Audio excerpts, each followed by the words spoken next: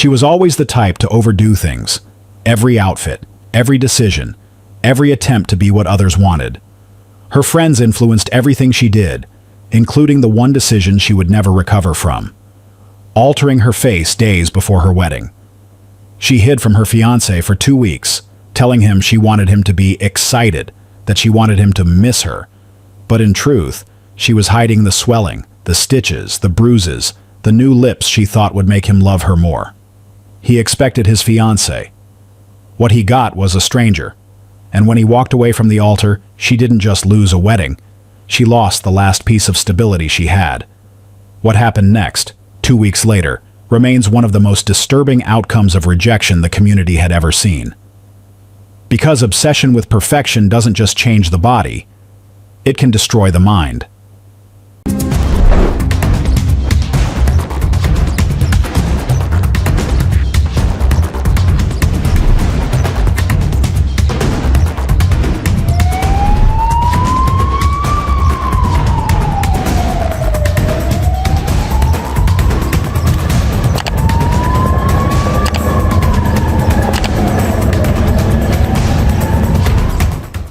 Dora Jackson learned early that she was never going to be the girl people noticed first. In high school, she stood against gym walls during dances, while her classmates got picked by boys who barely glanced her way. She wasn't ugly. She wasn't particularly pretty either. She was just there. The kind of girl teachers struggled to remember even after having her in class for a full semester. And that feeling, that sense of being invisible, followed her like a shadow she couldn't shake no matter how fast she walked or how much she smiled. A comment here, a comparison there. The comparisons became a habit. She'd stand in front of mirrors and catalog everything wrong. Nose too wide, lips too thin, stomach not flat enough, skin not clear enough, hair never quite right no matter what she did to it. And the worst part wasn't the flaws themselves. It was the certainty that everyone else noticed them too. That people looked at her and saw everything she saw, but worse. That they wondered why she didn't just fix herself. By the time she hit college, Dora had developed a habit of trying too hard. She changed her hair every semester, desperate to find the look that would finally make people turn their heads. Braids 1 month, carefully installed and expensive. A wig the next, synthetic but styled to look natural. Then color treatments she couldn't really afford but bought anyway because maybe this time, maybe if her hair was lighter or darker or straighter or curlier, someone would finally see her as beautiful. She'd walk past the campus bookstore and catch her reflection in the window, then immediately look away because she didn't like what she saw. The girl staring back always looked like she was trying too hard, like she knew she was faking it. She bought clothes that stretched her budget dangerously thin, hoping the right outfit would finally make people see her differently. Tank tops that showed more skin than she was comfortable with. Jeans that fit so tight she had trouble sitting down. Shoes that hurt her feet, but looked expensive, the kind of heels her roommate wore. Effortlessly while Dora hobbled behind. She maxed out a credit card buying makeup from tutorials she watched at 2 in the morning, following along step by step, convinced that if she just blended better or highlighted correctly, she'd transform into someone worth noticing. The men she dated made it worse. So much worse. There was Deshawn, who kept her around for 3 months, but never took her anywhere public. They'd hang out at his apartment, watch movies, sleep together, but when his friends invited him out, Dora wasn't included. When she asked why, he'd say he wasn't ready to make things official. When she finally ended it, he was dating someone else within a week. Someone he had no problem taking out. Someone he introduced to his friends immediately. There was Antoine, who compared her to his ex-girlfriend so often that Dora started dressing like the woman in his phone. She saw photos of her, tall, slim, long hair, perfect skin, and started shopping at the same stores, copying the same style, even though nothing fit her the same way. Antoine noticed, but not in the way she hoped. "You trying to be her?" he asked one night, and Dora felt something inside her crack. She wasn't trying to be her. She was trying to be good enough for him. 2 weeks later, Antoine stopped returning her calls. There was Rodney, Who borrowed money and never paid it back? Who showed up late and left early? Who made Dora feel like she should be grateful he showed up at all, like his presence was the favor and her company was the payment? When he finally ghosted her completely, she spent a week replaying every conversation, trying to figure out what she did wrong, trying to figure out why she couldn't make anyone stay. And every time one of them left, and they always left, Dora convinced herself it was because she wasn't enough. Not pretty enough, not interesting enough, not sexy enough, not worth the effort. She'd look at the women they dated next and see everything she wasn't, everything she'd never be. And the voice in her head got louder each time. You're the problem. You've always been the problem. That's how insecurity works. It doesn't announce itself with sirens and warnings. It just quietly rebuilds your entire sense of self, brick by brick, moment by moment, until you forget what you looked like before the world told you that you were lacking. Until you can't remember a time when you didn't wake up feeling like you had to earn the right to be loved. Dora's two closest friends didn't help. Christiana Moore and Betty Lawson were the kind of women who treated their appearance like a full-time job, with performance reviews and quarterly goals. Christiana posted selfies 3 times a day. Morning selfies with captions about starting the day right. Afternoon selfies from her lunch break. Evening selfies before going out. Each one carefully filtered and angled. Each one accompanied by captions about investing in yourself and never settling for less than you deserve. Her Instagram was a highlight reel of cosmetic appointments, new outfits, and motivational quotes about self-worth that somehow always circled back to physical appearance. Love yourself, but also get your lashes done. Know your value, but also lose those last 10 pounds. You're enough, but here's my surgeon's number. Betty was obsessed with cosmetic enhancements in a way that felt religious. Fillers every 6 months. Lash extensions that required maintenance appointments every 3 weeks. Contouring techniques that took an hour to perfect, and another 30 minutes to photograph in the right lighting. She talked about her body the way other people talked about home renovations. Always a project. Always something that could be improved. Always another procedure on the horizon. Both of them preached a gospel of self-improvement that sounded empowering on the surface, but felt exhausting underneath. Like a treadmill set too fast with no emergency stop button. To them, being beautiful wasn't about confidence or self-acceptance. It was about constant upgrades. New procedures. New products. New versions of yourself that erased the old ones and promised happiness that somehow never quite arrived. Dora absorbed every word like a sponge, soaking up water. When Christiana said a woman should level up before her man does, Dora nodded and took mental notes. When Betty claimed that men respect women who take care of themselves, Dora believed it without question, without even thinking to ask what taking care of yourself actually meant. These weren't just friends offering advice over brunch. They were voices in her head, shaping every decision she made about her body and her worth. They showed up at her apartment with makeup palettes and told her which foundation would make her look lighter, which concealer would hide her dark circles, which lipstick would make her lips look fuller without surgery. They critiqued her outfits with the casualness of people discussing the weather and suggested where she should shop, what brands she should save up for, what styles would flatter her body type better. They meant well, probably. At least that's what Dora told herself. They were trying to help. They wanted her to feel confident.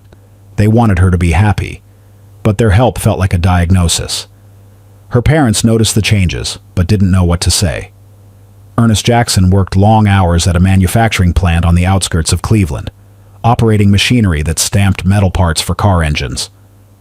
He came home at 6:30 every evening, covered in grease and too tired to ask why his daughter was spending money she didn't have on clothes that stayed in her closet with tags still attached. Pauline saw the new purchases, the new hair, the way Dora flinched when someone took her photo, but she chalked it up to normal insecurity. Every woman goes through it, she told herself. I went through it. She'll grow out of it. She'll meet someone who loves her and realize she's beautiful. That's how it works. But Dora didn't grow out of it. She grew deeper into it, like roots pushing further into soil, anchoring her insecurity so firmly that pulling it out would mean uprooting everything. By 2023, Dora was 29 years old, and working as a medical billing specialist at a family practice clinic in Cleveland. The job was good but mind-numbing. She answered phones from patients who didn't understand their insurance. She processed claims that got denied for reasons that made no sense.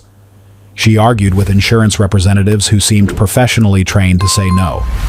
She went home to an empty apartment where she scrolled through Instagram and wondered why everyone else's life looked so much better than hers.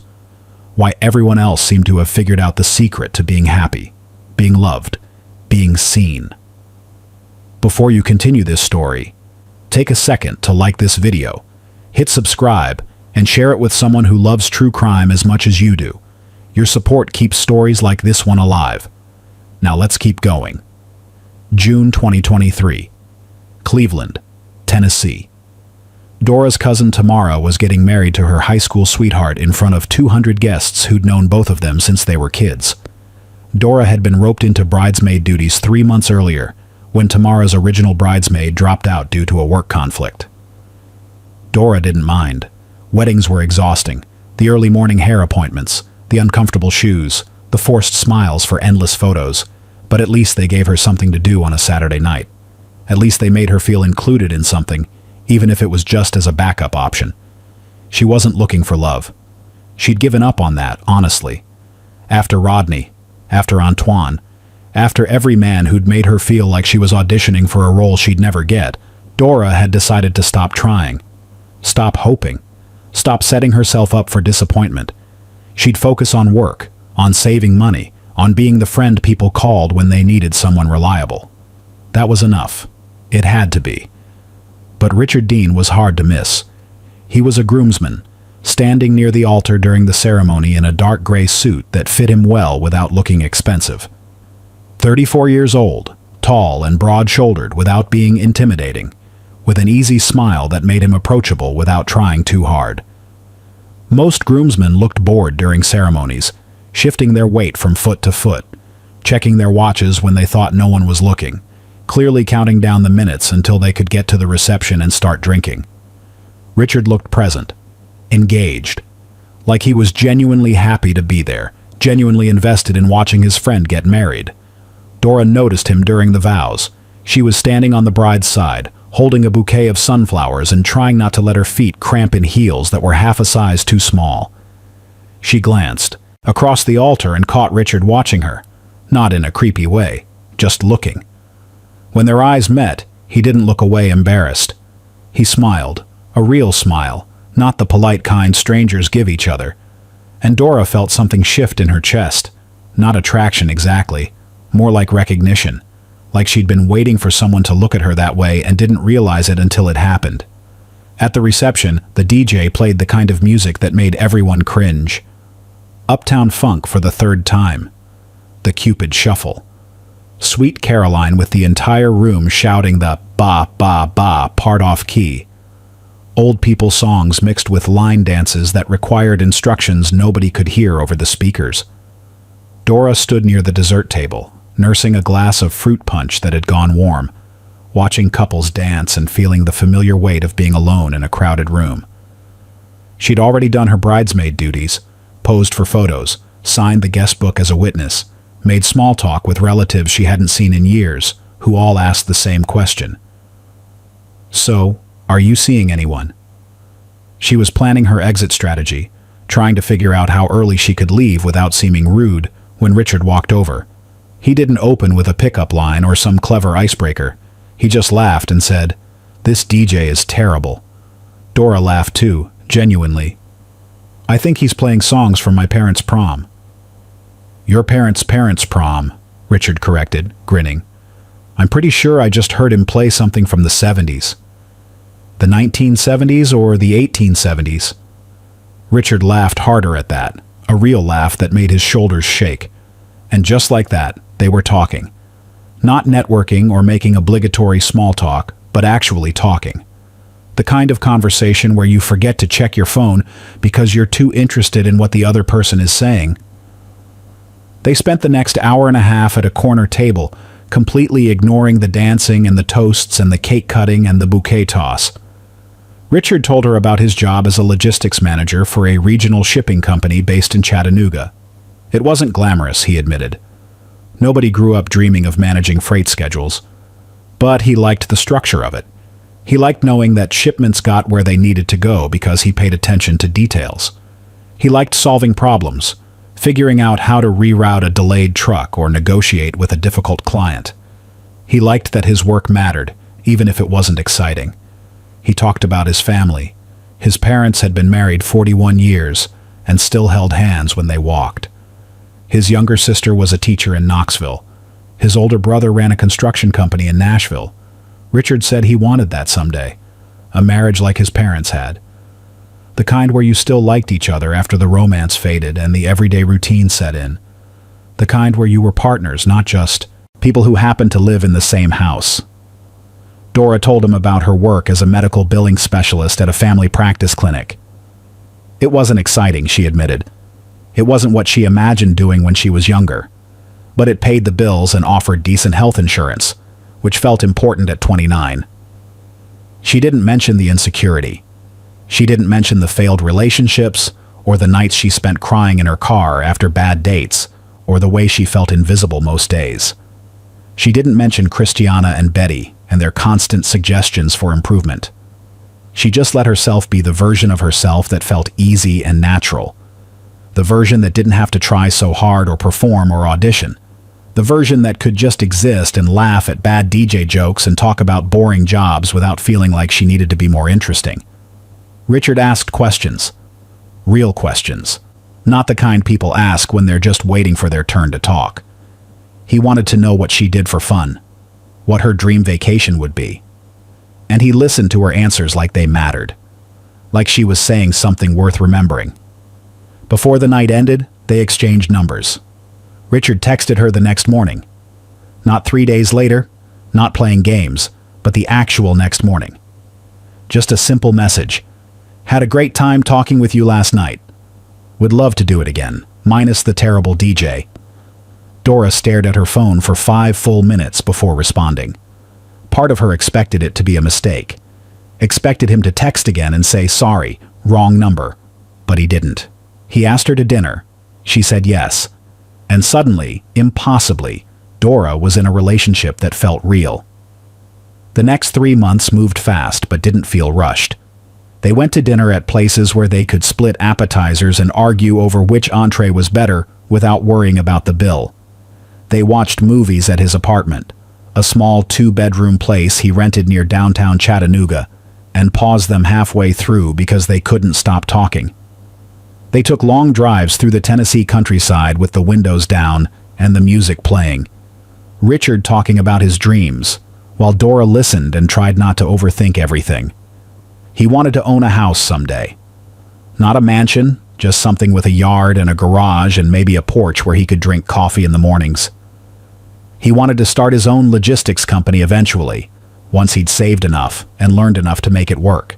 He wanted kids, 2 or 3, and a dog. A big dog, not one of those small ones that fit in purses. He talked about these things like they were inevitable, not fantasies. Like the future was something that would actually happen, not something to hope for and be disappointed by. Dora had never let herself want those things. Wanting them felt dangerous, like setting herself up for disappointment, like announcing to the universe that she had hopes, so it could find new ways to crush them. But when Richard talked about the future, he included her in it. Not as a hypothetical, not as a maybe someday if you're still around, as a certainty, as someone who'd be there. He wasn't perfect. Nobody is. He left dishes in the sink and forgot to run the dishwasher. He watched too much ESPN and could recite football statistics, but forgot important dates sometimes. He fell asleep during movies if they started after 9 p.m. But he was steady, reliable, consistent, and he made Dora feel like she didn't have to perform to keep his attention. She could show up in sweatpants with her hair in a messy bun, and he'd still be happy to see her. She could be quiet when she didn't feel like talking, and he wouldn't assume she was upset. She could just exist, and that was enough. By November 2023, 5 months after they met, Richard told Dora he wanted to take her somewhere special. He picked her up on a Saturday afternoon and drove her to Lookout Mountain just outside Chattanooga. The overlook stretched for miles, offering views of 7 states on clear days. The sky was turning deep orange and pink as the sun started its descent, clouds catching the light and reflecting it back in shades Dora didn't have names for. She thought they were just there to take photos.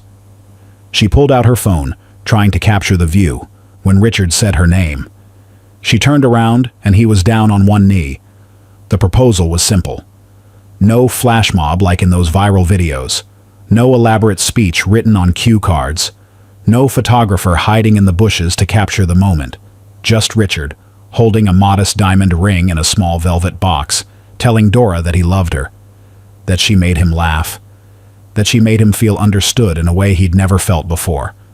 That she made him want to be better without making him feel like he wasn't good enough as he was. "I don't need you to be perfect," he said. "I just need you to be you. And I want to spend the rest of my life proving that that's enough." Dora cried. Not delicate tears that looked pretty in photos, but real crying. Ugly crying.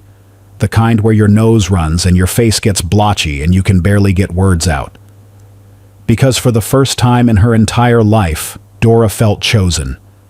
Not because she'd worked for it or earned it or performed some perfect version of femininity, but because someone saw her, really saw her, past the makeup and the insecurity and the desperate need to be validated, and decided she was enough, decided she was what he wanted. She said yes. She said it 5 times, actually, because she couldn't quite believe it was real. Richard slid the ring on her finger and kissed her, and Dora felt something shift inside her chest, something that felt like relief, like she could finally stop running, stop trying so hard, stop waiting for the other shoe to drop. They set the date for August 3rd, 2024, gave themselves 9 months to plan. Richard's mother offered to help with the venue. Dora's parents offered to cover the catering. Everything felt manageable, doable, real. That should have been the happy ending. That should have been the moment where Dora's insecurity finally quieted down, where she realized that she didn't need to change because someone already loved her as she was. But the voice in Dora's head that told her she wasn't enough was louder than any voice telling her she was. It started few months before the wedding. February 2024. Dora posted her engagement photos on Facebook and Instagram. A dozen shots of her and Richard smiling in front of a brick wall downtown Chattanooga, her hand extended to show off the ring, Richard's arm around her waist. They'd hired a photographer friend of Tamara's who charged them $200 and spent an hour positioning them in different poses. The photos were sweet, genuine. The kind of pictures that made people smile when they scrolled past. The comments rolled in within minutes. "Congratulations, so happy for you. You two are perfect together. Beautiful couple." Dora's aunt wrote, "Finally," with 3 heart emojis. Richard's sister wrote, "Welcome to the family." Dora scrolled through them, smiling, feeling validated in a way she hadn't felt in years, feeling like maybe she'd finally done something right, finally became someone worth celebrating. Then Christiana commented, "Girl, you need to do something about those lips before the big day." Dora read it 3 times, trying to make sense of it. At first, she thought it was a joke, some inside reference she was missing, but Christiana followed up with a private message 30 seconds later.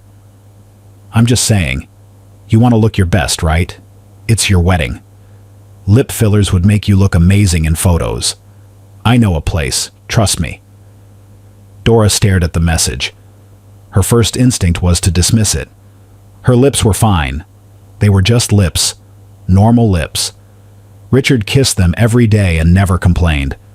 Nobody in her entire life had ever said anything negative about her lips, but the seed was planted, and once it was there, lodged in her brain like a splinter, she couldn't stop thinking about it. She looked at her engagement photos again, really looked at them, and suddenly all she could see were her lips. Thin lips. Lips that disappeared when she smiled. Lips that didn't look full or pouty or sexy. Just there. Forgettable lips on a forgettable face. She zoomed in on the photos until they pixelated, studying her mouth, comparing it to Richard's, wondering if he noticed. wondering if he wished they were different. Betty jumped in the next day. The three of them had a group chat where they usually shared memes and made plans to get drinks. Betty sent a photo of a bride with exaggerated glossy lips, the kind of lips that looked almost cartoonish in real life, but somehow worked perfectly in photos. Lips that drew attention. Lips that looked expensive. "This is what I'm talking about," Betty wrote. "You want him to remember this day forever, right? You want to look like a bride, not just yourself. Not just yourself." Those 3 words landed in Dora's chest like stones. What did that even mean? Was she not enough as herself? Was just yourself an insult? Was Betty saying that Dora, as she naturally existed, wasn't good enough for her own wedding? That she needed to become someone else, someone better, someone prettier, someone more, to be worthy of walking down that aisle? Dora didn't respond to the message. She just stared at it, read it over and over, tried to find a different interpretation, but there wasn't one. The message was clear. You're not enough. Fix yourself. She started researching that night. Sitting on her couch with her laptop while Richard was at work, Dora Googled lip fillers. She fell down a rabbit hole of YouTube videos showing women getting injections, wincing slightly but smiling at the results. She watched testimonials from brides who said getting work done before their wedding was the best decision they ever made. She scrolled through Instagram pages of cosmetic clinics that promised natural-looking results and instant beauty and life-changing confidence. And the more she looked, the more she convinced herself that maybe Christiana and Betty were right. Maybe she did need to do something. Maybe Richard deserved a bride who looked like she belonged in a magazine instead of someone ordinary, someone forgettable, someone who was just herself. The group texts continued. Almost daily now, Christiana started sending articles. 10 things every bride should do before walking down the aisle. How to lose 10 pounds in 2 weeks. The best cosmetic procedures for instant results. Every headline felt like an accusation. Every article confirmed what Dora was starting to believe. She wasn't ready. She wasn't good enough. She needed work. Betty shared before and after photos constantly. Women who'd gotten liposuction and suddenly had flat stomachs and confident smiles. Women who'd gotten facial contouring and looked like different people. Women who'd transformed themselves and, according to the captions, transformed their lives. "Look at the difference," Betty would write. "This could be you." And every message carried the same underlying idea, spoken and unspoken. If you want to keep him, you need to look better. If you want him to be proud of you, you need to fix yourself. If you want this marriage to last, you need to become someone worth staying with. If you don't level up, someone else will, Betty added. And Dora didn't argue. She just let the words sink in and reshape the way she saw herself. She started looking at other women differently when she was out with Richard, wondering if he noticed them, wondering if he compared her to them, wondering if he saw what she saw, that they were prettier, thinner, better, wondering if she was running out of time to become someone worth keeping. Richard had no idea any of this was happening. When Dora seemed distant or distracted, scrolling through her phone instead of watching the movie they'd put on, he assumed it was wedding stress. Everyone gets nervous before their big day, right? Planning a wedding is overwhelming. Guest lists and seating charts and picking between chicken or fish. He didn't know that Dora was spending hours every night comparing herself to strangers on the internet. He didn't know that her friends were slowly dismantling whatever confidence she'd managed to build. He didn't know that she was scrolling through cosmetic surgery websites the way other brides scrolled through flower arrangements. By March, Dora was researching procedures in earnest. She made lists on her phone. Lip augmentation, $500, $200. Liposuction, $3,000, $8,000. Facial contouring, $2,000, $5,000. She didn't have that kind of money sitting around, but she started saving, moving money from checking to a separate savings account she labeled wedding fund, even though Richard thought they'd already covered most expenses. She skipped lunches, eating crackers from the break room instead. She canceled her Netflix subscription, her Spotify premium, her gym membership she never used anyway. She stopped getting coffee on her way to work, stopped buying new clothes. Every dollar she could scrape together went into that account. Her coworker Simone noticed she'd stopped eating lunch and asked if everything was okay. Dora said she was fine, just trying to save money for the wedding. Simone nodded like that made sense, but Dora could see the concern in her eyes. Could see her trying to figure out if Dora was actually okay or if she was lying. Richard asked her once if everything was all right. They were at his apartment watching a basketball game he'd been excited about. He glanced over and saw her staring at her phone, scrolling through photos of women she didn't know. "You've been quiet lately," he said during a commercial break. "Is something bothering you? You seem stressed." Dora looked up. For a second, one brief, fragile second, she considered telling him everything.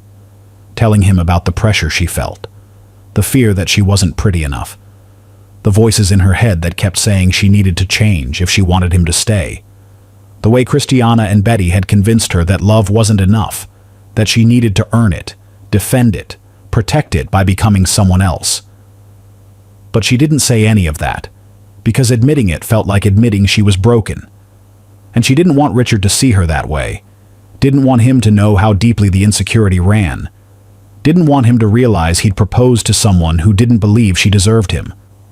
"I'm fine," she said, forcing a smile. "Just wedding stuff. You know how it is." Richard nodded, accepting the explanation because he had no reason not to. He went back to watching the game. Dora went back to her phone. Back to scrolling through before and after photos. Back to convincing herself that she needed to transform. By April, Christiana and Betty were sending her specific recommendations. Clinic names, Instagram handles. "This place does amazing work. My friend went here and she looks incredible. You should check them out." The messages came with photos attached. Brides who'd gotten work done and looked flawless on their wedding days. Women who'd listened to advice and upgraded themselves and supposedly lived happily ever after. Dora saved every recommendation, made a list, started calling clinics for consultations, asking about pricing, asking about recovery time, asking how long she'd need to heal before her wedding day. Most places told her to book at least 3 months in advance. "Give yourself time to heal," they said. "Give yourself time to see the results settle." But 3 months would mean getting surgery in May, and the wedding was in August. That seemed too far out. Too much time for something to go wrong. Too much time for Richard to notice and ask questions. By July 2024, weeks before the wedding, Dora made her final decision. She found a clinic called Perfect You Medical Spa on Instagram. The page looked professional. Glossy photos of smiling clients, 5-star reviews, stunning transformations that seemed too good to be true, but Dora wanted to believe anyway. The captions promised life-changing results. The bio said, "Your dream look is just an appointment away." When Dora clicked on the page and scrolled back through the posts, she realized Betty had sent it to her. 3 months earlier, buried in their private messages, Betty had written, "This is the place I was telling you about. They're amazing. You should check them out." Dora stared at the message. She didn't remember Betty sending it, but there it was. A recommendation from someone she trusted. A sign that this was the right choice. Proof that she wasn't crazy for wanting this. She called the number listed on the Instagram page. A receptionist answered on the second ring, friendly and professional. Yes, they had availability. Yes, they could do both procedures, lip augmentation and liposuction, in the same appointment. Yes, 2 weeks was enough time to heal before a wedding. Clients did it all the time. The doctor was experienced. The results would be worth it. Dora booked a consultation for July 15th. She paid the deposit with her credit card. $500 just to walk through the door. She didn't tell Richard. She didn't tell her parents. She just told Christiana and Betty in the group chat. "I did it. I booked the appointment." The responses came immediately. "Yes, girl! You're going to look amazing. He's going to lose his mind when he sees you. Best decision ever. You're going to be the most beautiful bride." Dora wanted to believe them, Wanted to believe that a few cosmetic procedures would make her feel as confident as Richard made her feel loved. Wanted to believe that walking down the aisle with fuller lips and a smaller waist would finally silence the voice in her head that kept whispering, "You're not enough. You've never been enough. You'll never be enough." That single Instagram message changed everything, set everything in motion, created a path that would lead from a consultation room to a wedding altar, to a hospital bed to a courtroom. And by the time Dora realized what she'd done, by the time she understood the magnitude of her mistake, it was already too late to take it back. The damage was done, and it was just beginning. July 15th, 2024. Dora woke up early, too nervous to sleep past 6 in the morning, even though her appointment wasn't until 10. She showered twice, changed outfits 3 times, applied makeup, and then washed it off because she wanted the doctor to see her natural face. She wanted him to understand what needed fixing. Perfect.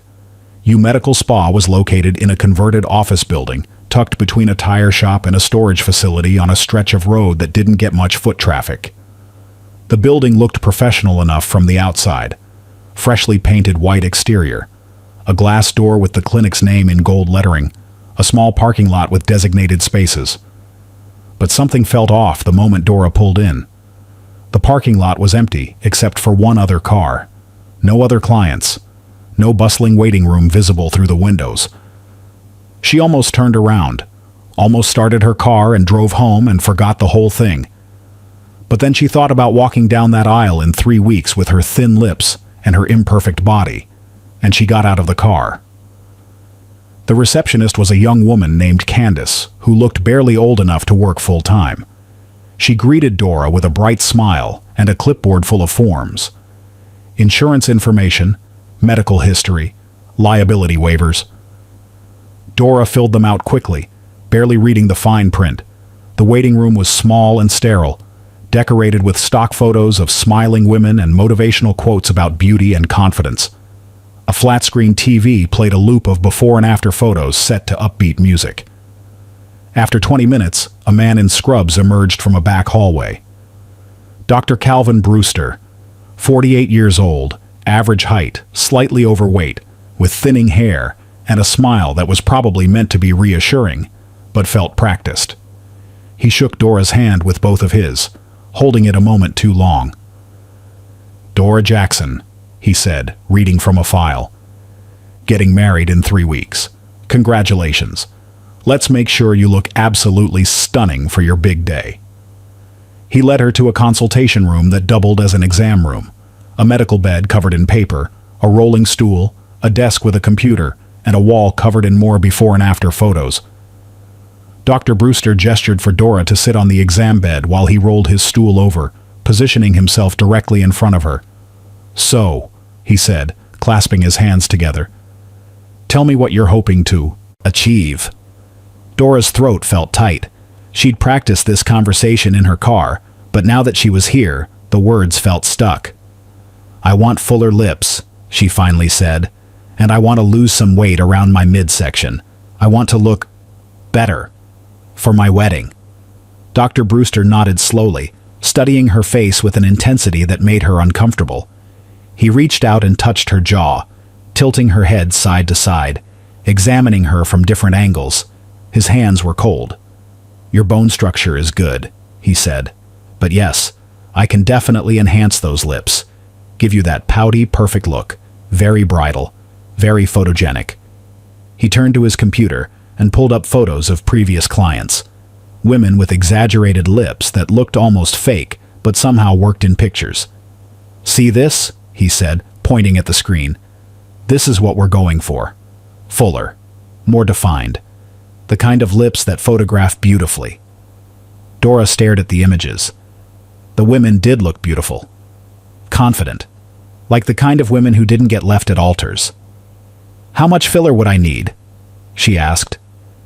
"Depends on the look you want," Dr. Brewster said. "For really dramatic results, we'd use about 2 to 3 syringes. Maybe 4 if you want maximum volume." "Is that normal?" "Normal is relative," he said with a smile. "It's about what makes you feel confident, And trust me, for a wedding, you want to go bigger. Photos flatten features. What looks dramatic in person looks perfect in pictures. He moved on to discuss liposuction, having Dora stand and lift her shirt so he could examine her stomach and sides. He pinched the skin, measuring fat deposits, making little humming sounds. "We can definitely snatch that waist," he said. "Give you that hourglass shape. Very doable. Recovery time is minimal if we're aggressive but careful." Dora nodded along, absorbing information without fully processing it. She was focused on the end result, on walking down that aisle and seeing Richard's face light up, on looking at her wedding photos years from now and feeling proud instead of disappointed. "What's the total cost?" she asked. Dr. Brewster returned to his computer, typing numbers into a calculator. "For both procedures, lip augmentation and liposuction, we're looking at $8,500. That includes the consultation, the procedures, and one follow-up appointment." Dora's stomach dropped. $8,500. It was almost everything she'd saved, almost her entire emergency fund. But she'd come this far. She'd convinced herself this was necessary, and she only had 3 weeks. "I can pay cash," she said quietly. Dr. Brewster's smile widened. "Perfect. Cash clients get priority scheduling. When did you want to book?" "As soon as possible." "How about next week? July 22nd. Dora did the math in her head. That would be 12 days before the wedding. 12 days to heal. Dr. Brewster had said recovery time was minimal, and she'd be hiding from Richard, anyway, telling him she was on a pre-wedding retreat. It could work. It had to work. "Okay," she said. July 22nd. Dr. Brewster printed out paperwork, consent forms, procedure details, post-op care instructions. He walked her through everything quickly, pointing at places for her to sign, initialing pages, dating documents. Dora signed without reading. She trusted him. He was a doctor. He had a clinic. He had before and after photos proving he knew what he was doing. What she didn't know, what she couldn't have known sitting in that exam room, was that Dr. Calvin Brewster was not a licensed cosmetic surgeon. He'd completed a 2-year online certification program that provided minimal hands-on training. He'd never attended medical school, never completed a residency, never worked under an experienced surgeon. His clinic operated in a legal gray area, offering procedures that didn't technically require a medical license in Tennessee, as long as they were classified as cosmetic enhancements rather than medical procedures. The Tennessee Board of Medical Examiners had received multiple complaints about Dr. Brewster over the past 18 months. Women reporting botched procedures, excessive scarring, infections, results that looked nothing like what they'd been promised. But the investigations moved slowly, bogged down in bureaucracy and legal technicalities. Dr. Brewster remained in business, preying on women like Dora who were desperate enough to ignore red flags. Dora left the clinic that day with an appointment card and a knot of anxiety in her stomach that she convinced herself was just nerves. Normal pre-procedure jitters. Everyone gets them. July 22nd arrived too quickly. Dora drove to the clinic alone, telling her parents she was spending the day with Christiana. She'd withdrawn $8,500 in cash from her bank account the day before, carrying it in an envelope in her purse. The weight of it felt significant, like she was buying a new future. The procedure room was small and cramped, decorated to look medical, but lacking the equipment and monitoring devices you'd find in an actual surgical suite. Dr. Brewster greeted her with that same practiced smile, now wearing surgical gloves and a mask. An assistant Dora hadn't met before helped her onto the procedure table. "Ready to become a beautiful bride?" Dr. Brewster asked. Dora nodded, too nervous to speak. The lip injections came first. Dr. Brewster worked quickly, inserting the needle over and over, injecting filler into her upper lip, her lower lip, the corners of her mouth. It hurt more than Dora expected, a burning sensation that made her eyes water. She gripped the sides of the table and tried not to flinch. "You're doing great," Dr. Brewster said, his voice muffled by the mask. "Just a little more. We want that dramatic look, remember?" What Dora didn't know was that Dr. Brewster was injecting 40% more filler than standard procedure recommended. He'd learned that bigger results led to more referrals, more social media posts, more business. Women wanted dramatic transformations. So he gave them dramatic transformations, even when it meant ignoring safety protocols. The liposuction procedure followed. Local anesthesia that made Dora's midsection go numb, then the insertion of a cannula that vacuumed out fat deposits. She could feel pressure and tugging, but no pain. The whole thing took less than 2 hours. Quick and efficient and completely improper. When it was over, Dr. Brewster helped Dora sit up slowly. Her lips felt enormous, swollen and tight and wrong. She could barely close her mouth. "That's normal," he assured her. "The swelling will go down in a few days. By your wedding, you'll look perfect." He handed her a mirror. Dora looked at her reflection and felt her stomach drop. Her lips were grotesquely large, asymmetrical, nothing like the natural enhancement she'd imagined. They looked fake, inflated, like someone had pumped her mouth full of air. "This is normal?" she asked, her voice shaking. "Completely normal," Dr. Brewster said. "The swelling peaks in the first 48 hours, then gradually reduces. Trust the process. You're going to look amazing." He gave her post-op instructions printed on a single sheet of paper. Ice the area. Take ibuprofen for pain. Avoid strenuous activity.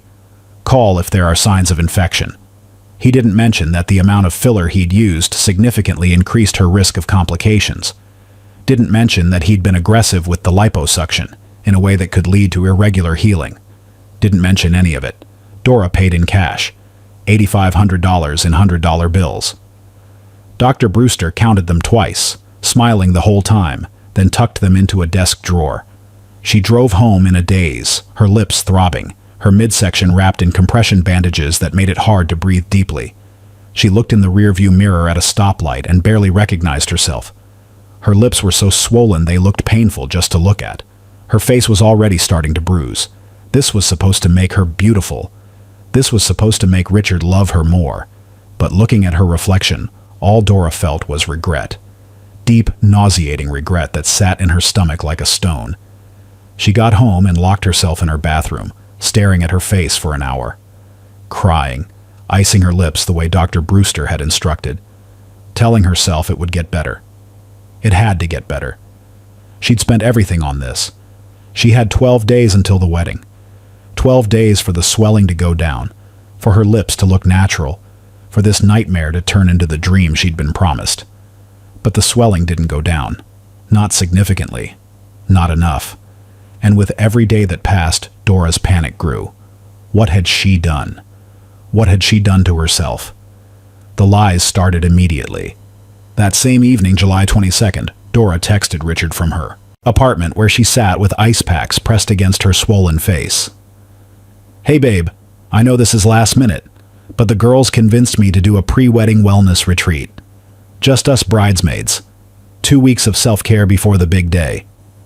I think it'll be good for my stress." Richard's response came within minutes. "A wellness retreat? For 2 weeks? Where?" Dora's hands shook as she typed. "Up in the mountains. This place Christiana found. It's supposed to be really peaceful. No phones allowed most of the time, so I might not text much. But I'll check in when I can. I want you to miss me. I want you to be excited when you see me walk down that aisle." There was a longer pause before Richard responded. "This seems sudden. Are you okay? Is everything all right with us?" "Everything's perfect," Dora typed, tears running down her bruised cheeks. "I love you. I just want our wedding day to be special. 2 weeks will fly by, and then I'm all yours forever." Richard sent back a heart emoji and, "Okay, I trust you. Have fun. I love you." Dora read those words, "I trust you," and felt something break inside her chest. He trusted her. And she was lying to him, hiding from him, becoming someone else without his knowledge or consent. But she'd come too far to turn back now. She'd spent $8,500. She'd altered her face. The only path forward was to wait for the swelling to go down, and hope that when Richard finally saw her, he'd love what he saw. The next weeks were a special kind of torture. Dora locked herself in her apartment, telling her parents the same story about a wellness retreat. She unplugged her doorbell so no one could drop by unexpectedly. She ordered groceries online and had them delivered, tipping extra so the delivery driver would leave them at her door without knocking. She became a ghost in her own life. Every morning she woke up hoping the swelling had gone down overnight. And every morning, she looked in the mirror and saw the same grotesque reflection. Her lips remained enormous, tight and shiny with inflammation. The bruising around her mouth had faded from deep purple to yellow-green, but that somehow made it worse, made her look sickly. The liposuction sites on her abdomen were healing, but left her midsection lumpy and uneven. The skin dimpled in places where Dr. Brewster had been too aggressive. Richard texted her every day. "Good morning, beautiful. Hope you're having fun. Miss you like crazy. Can't wait to see you at the altar." Each message was a knife twisting in her gut. He missed her. He was excited to marry her. And she was hiding in her apartment, disfigured and terrified. Dora lied in every response. "Having an amazing time. Feeling so relaxed and centered. Can't wait to see you too." She kept the messages short, using the "no phones allowed" excuse to avoid phone calls. The one time Richard tried to FaceTime her, she panicked and texted back that she was in a meditation session and couldn't talk. He responded with an understanding emoji and told her to enjoy herself. The only people who knew the truth were Christiana and Betty. Dora sent them photos of her swollen face 3 days after the procedure, desperate for reassurance. "Does this look normal? It's not going down." Christiana responded first. "Girl, that's just swelling. Give it time. You're going to be stunning." Betty's response came an hour later. "It'll go down. Don't stress. Stress makes swelling worse." But a week after the procedure, when the swelling still hadn't reduced significantly, Dora begged them to come over. She needed someone to tell her it was going to be okay. Needed someone to look at her face and promise her she hadn't made a catastrophic mistake. They showed up on a Tuesday evening, letting themselves in with the spare key Dora had texted them the code for. The moment they saw her face, both of them went silent. Christiana recovered first. "Oh, wow, that's more swollen than I expected." "It's been a week," Dora said, her voice breaking. "It's supposed to be going down by now. The wedding is in 5 days. 5 days, and I look like this." Betty stepped closer, studying Dora's face with an expression that was hard to read. Horror, maybe, or pity, or both. Maybe you should call the doctor, see if this is normal." "I did call, 3 times. He keeps saying it's fine, that it'll go down, that I need to be patient." "Then I guess you need to be patient," Christiana said, but her voice lacked conviction. She couldn't stop staring at Dora's lips. "Maybe it'll go down a lot in the next few days, like all at once." "And if it doesn't?" Dora asked. "What if I walk down that aisle looking like this? What if Richard sees me and—" She couldn't finish the sentence, couldn't voice the fear that was eating her alive. "He loves you," Betty said quietly. "If he really loves you, he won't care." "Won't care?" Dora's voice rose, panic sharpening it into something harsh. "Look at me, Betty. Look at my face. You think he won't care that I look like a completely different person?" Betty stepped back, hands raised defensively. "I'm just saying, if he loves you for who you are—" "You told me to do this," Dora shouted. "Both of you. You sent me to that clinic. You told me I needed to look like a bride, not just myself. You said if I don't level up, someone else will. And now I look like a monster and you're telling me he should love me anyway?" The silence that followed was suffocating. Christiana and Betty exchanged glances, some unspoken conversation happening between them that excluded Dora entirely. "We were just trying to help," Christiana finally said. "We didn't know it would turn out like this." "Well, it did. And now I have 5 days to figure out how to fix it." They stayed for another 20 minutes, offering hollow reassurances that Dora knew they didn't believe. The swelling would go down. Richard would understand. Everything would be fine. But Dora could see the doubt in their eyes, could see them looking at her face and imagining the wedding disaster that was about to unfold. After they left, Betty sent one more text to the group chat. "If he loves you, he won't care." Dora stared at those words for a long time, wondering if Betty actually believed that, wondering if she was trying to convince Dora or herself, wondering if love was ever really enough when the person you loved became unrecognizable. The night before the wedding, August 2nd, Dora stood in her bathroom and stared at her reflection for the last time before everything changed. The swelling had reduced slightly. Not enough. Not nearly enough. Her lips were still grotesquely large, still asymmetrical, still obviously fake. Her face still had that unnatural, overdone look that screamed cosmetic procedure gone wrong. She'd run out of time, out of options, out of hope that this would somehow resolve itself. Tomorrow, she would walk down that aisle. Tomorrow, Richard would lift her veil. Tomorrow, 200 people would see what she'd done to herself. And Dora had no idea what would happen next. No idea if Richard would see past the surgery and remember the woman he'd proposed to. No idea if love was enough to survive deception this big. She only knew one thing for certain. She'd wanted to become someone Richard would be proud to marry. Someone beautiful enough to deserve him. Someone worthy of being chosen. Instead, she'd become someone she didn't recognize. Someone she wasn't sure anyone could love. And in less than 24 hours, everyone would see it. August 3rd, 2024. In a church in Cleveland, Tennessee that sat on a quiet street lined with oak trees, the kind of church that had been there for generations and would probably be there for generations more. It was a beautiful building for a wedding. Dora had picked it herself 6 months earlier, imagining how perfect everything would look in photos. Now, standing in the bride's preparation room in the back of the church, Dora could barely breathe. The room was small and decorated with floral arrangements, white roses and baby's breath that her mother had insisted on. A full-length mirror stood in the corner, reflecting Dora's image back at her in brutal clarity. Her wedding dress fit perfectly, white silk with lace detailing, the kind of dress she'd dreamed about since she was a little girl. Her hair was styled in soft curls, her makeup applied carefully by a professional who'd asked twice if Dora was feeling okay because she looked pale, and the veil, the thick, face-covering veil that Dora had insisted on adding last minute, claiming she wanted to surprise Richard, claiming it was romantic.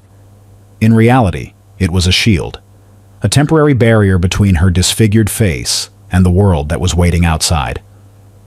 Her mother Pauline stood nearby, smoothing invisible wrinkles from the dress, her expression tight with something Dora couldn't quite read. Worry, maybe, or suspicion. "Are you sure you're feeling all right?" Pauline asked for the third time that morning. "You seem off." "I'm fine," Dora lied. "Just nervous. Every bride gets nervous." "You've been acting strange for 2 weeks, ever since that retreat. Did something happen there?" "Nothing happened. I told you it was relaxing. I'm just ready to get married." Pauline didn't look convinced, but the church coordinator knocked on the door before she could push further. 5 minutes, the woman said cheerfully. "Everyone's seated. The groom is at the altar. Are we ready?" Dora's stomach lurched. No, she wasn't ready. She'd never be ready. But what choice did she have? Turn around and run? Cancel the wedding and humiliate herself and Richard without even trying? She'd come this far. She'd spent everything on this transformation. The only path was forward. "I'm ready," she said.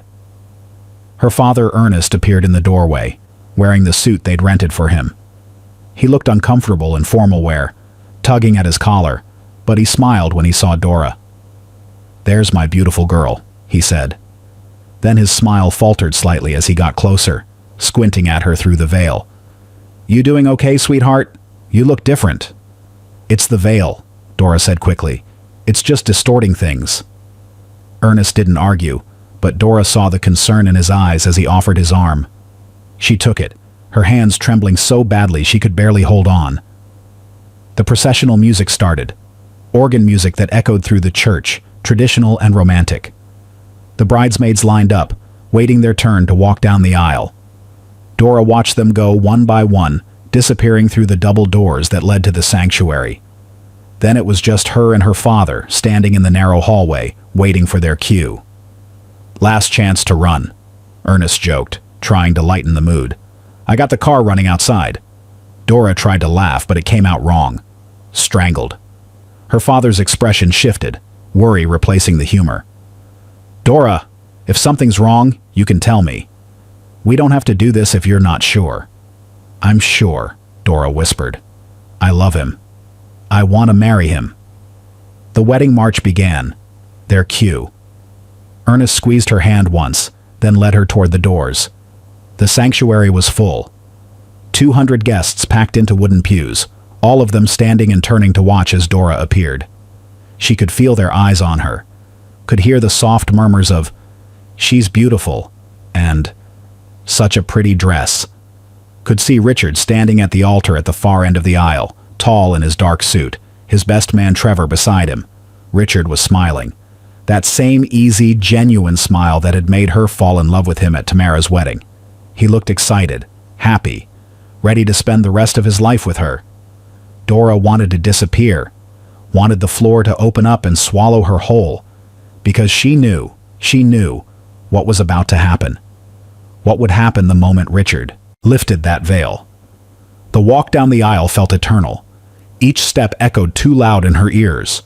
Her father walked steady beside her, but Dora could feel his concern radiating off him like heat. Something was wrong and everyone could sense it, even if they couldn't name what. Richard's smile widened as she got closer. His eyes were locked on her, full of love and anticipation. He mouthed, "You're beautiful," as she approached the altar. Dora felt something inside her chest crack. Ernest carefully placed Dora's hand in Richard's, then stepped back to join Pauline in the front row. Richard squeezed Dora's hand gently, his touch warm and familiar. He leaned in close and whispered, "I missed you so much. You ready for this?" Dora nodded, not trusting her voice. Reverend Donovan Hill, the church's longtime pastor, smiled at them both and began the ceremony. "Dearly beloved, we are gathered here today to witness the union of Richard Dean and Dora Jackson in holy matrimony." His voice was deep and comforting, the kind of voice that had presided over hundreds of weddings. Marriage is a sacred bond, entered into with love, trust, and commitment. Trust. That word hit Dora like a physical blow. The ceremony continued. Readings, a prayer, music from the church choir. All of it washed over Dora like she was underwater, barely able to process what was happening. She was focused on Richard's hand holding hers, on the moment that was coming, the moment when everything would fall apart. "Richard," Reverend Hill said, "you may now lift the veil and see your bride." This was it, the moment Dora had been dreading for 2 weeks. Richard reached for the veil, his movements slow and reverent, still smiling. He lifted the sheer fabric carefully, revealing her face inch by inch. His smile froze. His eyes went wide. For 3 full seconds, Richard just stared at her, his expression shifting through a dozen emotions too fast to track. Confusion, shock, disbelief, horror. His hand dropped the veil completely, letting it fall behind her head, and he took a step backward. "What?" he started, his voice barely above a whisper. "What did you do?" Audible gasps rippled through the sanctuary, guests leaning forward in their pews, trying to see what had caused Richard's reaction. Dora heard her mother make a small, distressed sound from the front row. "Richard, I can explain," Dora said, her voice shaking. "I did this for you. I wanted to look beautiful for you. I wanted—" "This isn't you," Richard interrupted, still staring at her like he was looking at a stranger. "This isn't— Dora, what did you do to your face?" Her lips. He was staring at her lips, at the grotesque, swollen, unnatural disaster that Dr. Brewster had promised would make her beautiful, at the transformation that was supposed to make Richard love her more, but was clearly having the opposite effect. "The swelling will go down," Dora said desperately. "It's just temporary. Underneath, I'm still me. You lied to me." Richard's voice was louder now, carrying across the silent sanctuary. "For 2 weeks, you hid from me. Told me you were on some retreat when really you were doing this? Changing yourself? Becoming someone else?" Reverend Hill cleared his throat uncomfortably. Perhaps we should take a moment in private." "No," Richard said, his eyes never leaving Dora's face. "I can't do this." Those 4 words hit like bullets. Dora felt her knees weaken. "Richard, please, don't do this. Not here. Not in front of everyone." Richard's mother Lorraine rushed forward from her seat, her face pale. "Richard, stop. Think about what you're doing. You can't just walk away." "I can't marry someone I don't recognize," Richard said, his voice breaking slightly. "Look at her, Mom. That's not the woman I proposed to. That's not the woman I fell in love with." Ernest climbed the altar steps, his hands raised in a pleading gesture. "Son, please. I know this is a shock. I know she looks different. But she's still my daughter. She's still the woman you wanted to spend your life with. Please, just give her a chance to explain." Richard turned to Ernest, and Dora saw tears forming in his eyes. "She had 2 weeks to explain. 2 weeks to tell me what she was planning. She chose to lie instead. She chose to become someone else and ambush me with it on our wedding day. How am I supposed to trust someone who does that?" "Because I love you," Dora shouted, her voice echoing off the church walls. "I did this because I love you. I wanted to be beautiful enough for you. I wanted to be the kind of wife you'd be proud of. I never asked you to change." Richard's voice rose to match hers. "I loved you exactly as you were. I proposed to you, Dora, not to whoever this is." The sanctuary had gone completely silent. 200 guests watching the disaster unfold, frozen in their seats like they were witnessing a car crash. Someone in the back row had their phone out, recording. Dora could see the tiny red light, capturing every humiliating second. Richard looked at her one more time, his expression full of something that looked like grief. "This is not the woman I asked to marry," he said, loud enough for the front rows to hear clearly. "I wanted to marry a decent lady, someone honest, someone I could trust, not this." The word "this" felt like a slap, like he was reducing her to nothing but her swollen lips and bad decisions. Richard reached up and removed his boutonniere, a single white rose pinned to his lapel. He handed it to Trevor, who'd been standing frozen beside him, clearly having no idea how to handle what was happening. "I'm sorry," Richard said to Dora one last time. "I can't do this." Then he turned and walked off the altar, down the side steps, through the side exit that led to the church parking lot. Gone. For 30 seconds, Dora stood completely frozen, still in her wedding dress, still at the altar, still waiting for this to be a nightmare she could wake up from. Around her, the sanctuary erupted in whispers and gasps and uncomfortable shifting. Then her knees buckled. She felt herself falling and couldn't stop it. Her bridesmaids rushed forward, catching her before she hit the ground, holding her up as her legs gave out completely. Someone was crying. Maybe her mother. Maybe Dora herself. She couldn't tell anymore. "Get her to the back room," someone said. "Get her out of here." Dora let them lead her away, stumbling in her expensive white dress, her ridiculous lips, her destroyed future. Behind her, she could hear the chaos in the sanctuary, guests talking loudly, people standing, the Reverend trying to restore order. It didn't matter. Nothing mattered. Richard was gone, and Dora was left standing in the ruins of everything she'd tried to build. The wedding was over, the guests were leaving, and Dora Jackson was locked in the bride's preparation room at Grace Fellowship Church, sitting on the floor in her wedding dress, her face buried in her hands. Her mother sat beside her, one arm around Dora's shoulders, not saying anything. What was there to say? Pauline had watched her daughter get rejected at the altar in front of 200 people, watched Richard walk away, watched Dora's entire life implode in real time. No words could fix that. Ernest stood near the door, talking quietly with the wedding coordinator, discussing what to do with the reception, whether to let the guests eat the food, whether to send people home. His voice was calm, but Dora could hear the strain underneath, the devastation of watching his youngest daughter's heart break in public. Outside the room, Dora could hear people talking. Guests who hadn't left yet, lingering in the church hallway, speaking in hushed voices that carried through the walls. Did you see his face? I can't believe she did that to herself. Why would she hide it from him? This is the craziest wedding I've ever been to. I got it on video. Should we post about this? Dora's phone, sitting on a nearby chair, buzzed constantly. Text messages coming in rapid fire, social media notifications. She didn't need to look to know what they said. She could imagine. Christiana finally appeared, still in her bridesmaid dress. Her makeup was smudged from crying, or maybe just from the stress of the situation. Dora, she said quietly. I'm so sorry. Dora didn't respond, didn't look up. He's an asshole, Christiana continued, her voice gaining strength. A complete asshole. You dodged a bullet, honestly. If he's that shallow, if he can't see past some swelling, get out, Dora said. What? Get out.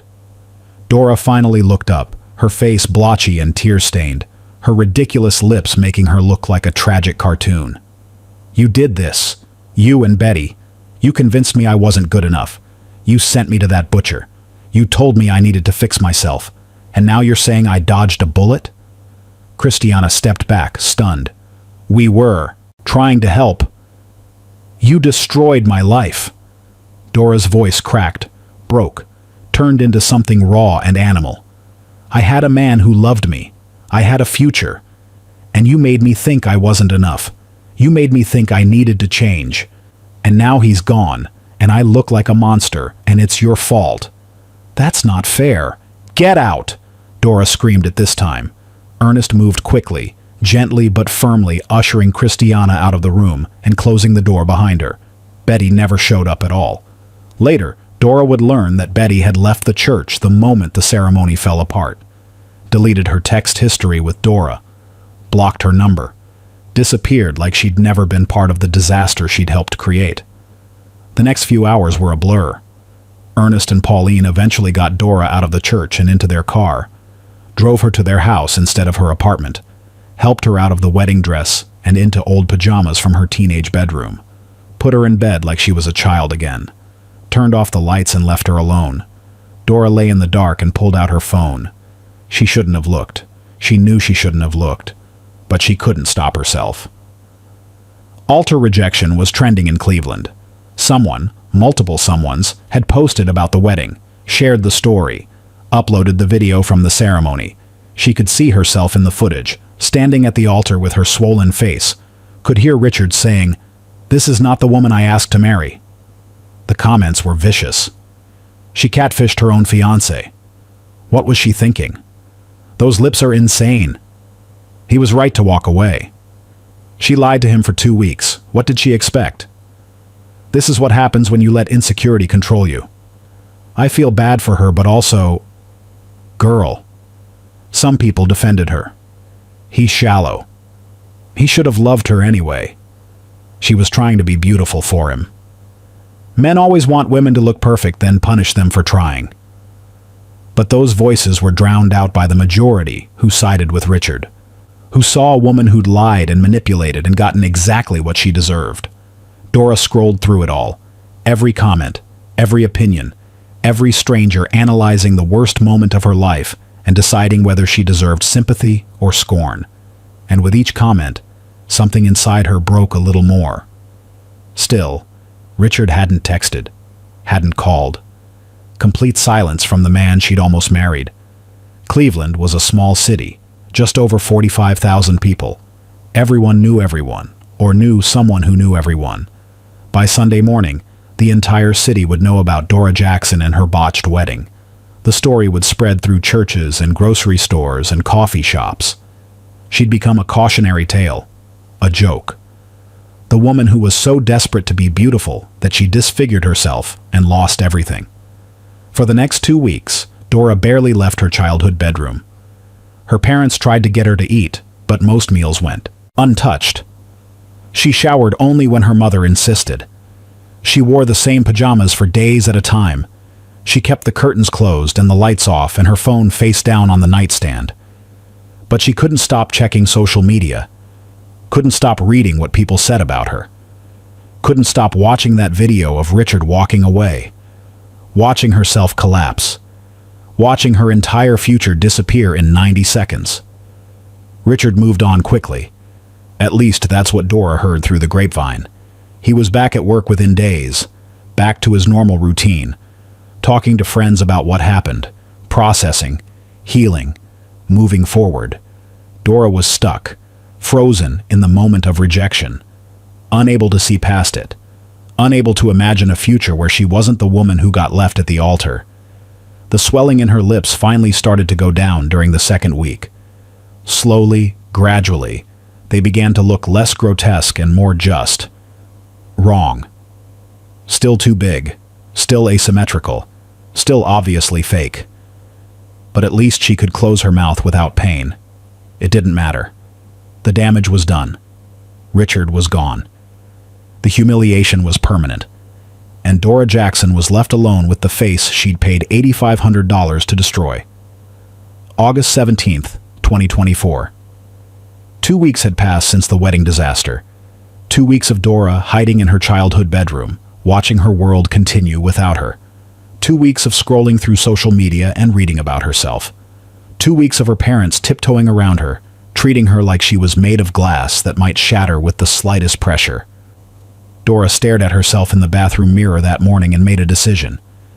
She couldn't hide forever. She couldn't spend the rest of her life in her parents' house, avoiding the world, waiting for the humiliation to fade. She needed to try, needed to see Richard one more time, needed to make him understand that underneath the surgery, underneath the swelling and the bad decisions, she was still the woman he'd fallen in love with. He'd loved her once. Maybe he could love her again. She didn't tell her parents where she was going. Just got dressed, jeans and a t-shirt, nothing fancy, and drove to Richard's apartment complex. The drive took 15 minutes. 15 minutes where Dora practiced what she'd say, how she'd explain, how she'd apologize and beg and convince him to give her another chance. Richard's apartment was in a 2-story complex with exterior hallways, the kind of place where neighbors could hear everything. Dora parked in a visitor spot and sat in her car for 10 minutes, building up courage. She could see Richard's apartment from where she sat.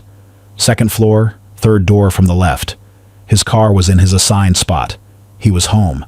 Finally, Dora got out of the car and climbed the exterior stairs. Her hands shook as she stood outside his door. She could hear a TV playing inside. Normal Sunday afternoon sounds, like nothing had changed, like the worst day of Dora's life had been just another inconvenience for Richard. She knocked 3 times, firm but not aggressive. The TV volume lowered, footsteps approaching the door. A pause while Richard probably looked through the peephole. Another longer pause. Then the door opened, just a crack. Richard standing there in basketball shorts and a t-shirt, looking comfortable and casual and entirely unprepared to see her. "Dora," he said. Not a greeting, just her name, a statement of fact. "Hi," Dora said, her voice small.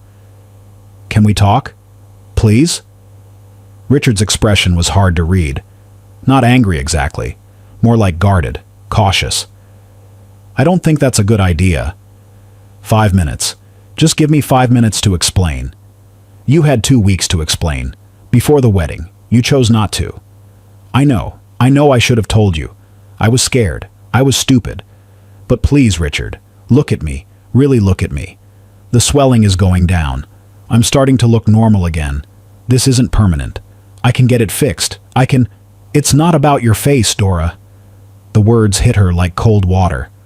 What? Richard opened the door wider, but not an invitation. More like he wanted her to see how serious he was. It's not about how you look. It's about the fact that you lied to me. For 2 weeks. You let me believe you were on some retreat when you were actually hiding from me. Changing yourself. Becoming someone else. That's not a relationship, Dora. That's manipulation. I did it for you. Dora's voice rose despite her best efforts to stay calm. I did it because I wanted to be beautiful for you. I wanted you to be proud of me on our wedding day. I never asked you to change. Richard's voice was firm, controlled, like he'd practiced this conversation in his head. I fell in love with you exactly as you were. I proposed to you, to that version of you. Not to some enhanced version you thought I wanted. But Christiana said, Betty told me, I don't care what your friends said. Richard's voice got harder. You made a choice. You chose to listen to them instead of me. You chose to hide from me. You chose to lie. And then you showed up at our wedding looking like a stranger and expected me to just go along with it. Dora stepped closer, reaching for his arm. Please, we can fix this. I can get the surgery reversed. I can go back to how I looked. We can start over. Richard pulled his arm away, stepping back into his apartment. You lied to me, Dora. You became someone else and ambushed me with it at the altar in front of 200 people. How am I ever supposed to trust you again? Because I love you. Dora was crying now, tears streaming down her face, her voice breaking. I love you so much it hurts. I did this because I loved you. Because I wanted to be good enough for you. Because I was terrified you'd wake up one day and realize you could do better. That's not love, Richard said quietly. That's insecurity. And I can't fix that for you. I can't spend my life trying to convince you that you're enough when you refuse to believe it. So that's it? You're just giving up? I'm not giving up. I'm choosing not to marry someone who doesn't trust me enough to be honest. Someone who thinks love means changing yourself into what you think someone else wants. Dora grabbed his doorframe, steadying herself. Please, Richard, look past this. I made a mistake, a huge mistake. But I'm still me. I'm still the woman you met at that wedding. I'm still... Go check yourself, Dora. Richard's voice was final, hard. Seriously, this isn't about your face anymore. Something is wrong with you. The way you think, the way you see yourself, the way you see relationships. You need help. Real help. Not surgery. Not validation from me. Therapy. Something. Because this... He gestured at her, at the situation, at everything. This isn't healthy, and I can't be part of it. So you're just done? 2 years together and you're just... done? I'm done, Richard confirmed. I'm sorry it ended like this. I'm sorry you're hurting, but I can't marry someone I don't trust, and I don't trust you anymore. He stepped back and closed the door, locked it. The deadbolt sliding into place sounded like a gunshot in the quiet hallway. Dora stood there, staring at the closed door, unable to process what had just happened. She'd driven here with hope, with a plan to fix things, with belief that love could overcome this, and Richard had shut the door in her face, literally and figuratively. She knocked again. Richard, please, don't do this. No response. Just silence from inside the apartment. Richard, she knocked harder. I'm not leaving until you talk to me. A door opened down the hallway. An older woman, Addie Hooks, Richard's neighbor, poked her head out. Honey, he's not going to answer. I can hear everything through these walls. He's done talking. Dora turned to look at Addie, tears blurring her vision. You don't understand. I need him. I need him to listen. I understand more than you think, Addie said gently. I heard the whole conversation, and honey, he's right. You need help, not from him, from a professional. I don't need help. I need him to love me. He did love you, past tense, and you destroyed that with lies and insecurity. Now you need to love yourself enough to get help. Addie closed her door softly, leaving Dora alone in the hallway. Dora stood outside Richard's door for 15 more minutes, knocking occasionally, calling his name, pleading, then crying quietly, then just standing there, her hand pressed against the door, feeling the physical barrier between her and the man she'd almost married. Finally, she gave up, walked back to her car on shaky legs, sat in the driver's seat and stared at Richard's apartment, hoping he'd come out, hoping he'd change his mind, hoping for a miracle that wasn't going to happen. He ruined me. The thought came unbidden, sharp and bitter. I did everything for him and he ruined me. It wasn't rational. Dora knew on some level that Richard hadn't done anything wrong. He'd walked away from a situation that felt like a betrayal. He'd protected himself. He'd made a choice. But rationality didn't matter anymore. Not to Dora. All she could feel was rage, humiliation, a burning, desperate need for Richard to understand what he'd done to her. How he'd embarrassed her in front of everyone. How he'd made her a joke. How he'd destroyed her life by walking away. She drove home in a daze, Addie's words echoing in her head. You need help, not from him, from a professional. But Dora didn't want help. She wanted Richard. She wanted him to take it back. Wanted him to apologize for humiliating her. Wanted him to feel what she felt. And as August 18th turned into August 19th, Dora Jackson's grief began transforming into something far more dangerous. August 18th, 2024. The day after Richard closed the door in her face. Dora woke up in her childhood bedroom and didn't get out of bed. She stared at the ceiling for 3 hours straight, not moving, barely blinking. Her mother came in twice to check on her. Asked if she wanted breakfast. Asked if she was okay. Dora didn't respond. Didn't even turn her head to acknowledge Pauline was speaking. She's hollow, Pauline told Ernest later that afternoon, standing in their kitchen with her voice low and frightened. Like she's not even there anymore. Like someone scooped out everything inside her and left just a shell. Ernest went upstairs to try. Sat on the edge of Dora's bed and put his hand on her shoulder. Sweetheart, you need to eat something. You need to talk to someone. This isn't healthy. Dora's eyes moved to look at him, but she didn't speak. Ernest saw something in her expression that made his chest tighten. Something absent. Something broken in a way he didn't know how to fix. We're going to get through this, he said, squeezing her shoulder gently. I know it doesn't feel like it right now, but we will. You're strong. You've always been strong. Dora turned her face away from him, back to staring at the ceiling. Ernest sat there for another 5 minutes, hoping she'd say something. Anything. When she didn't, he left the room and quietly closed the door. Dora lay there until evening, watching the light change as the sun moved across the sky, watching shadows stretch across her walls, thinking about Richard, about the door closing, about his words echoing in her head on an endless loop. Go check yourself. Something is wrong with you. He'd said it like she was broken, defective, beyond repair, like the problem wasn't the surgery or the lies, but something fundamentally wrong with who she was as a person. And maybe he was right. Maybe she was broken. Maybe she'd always been broken and just hadn't realized it until now. Dora laid there for another hour as darkness fell completely.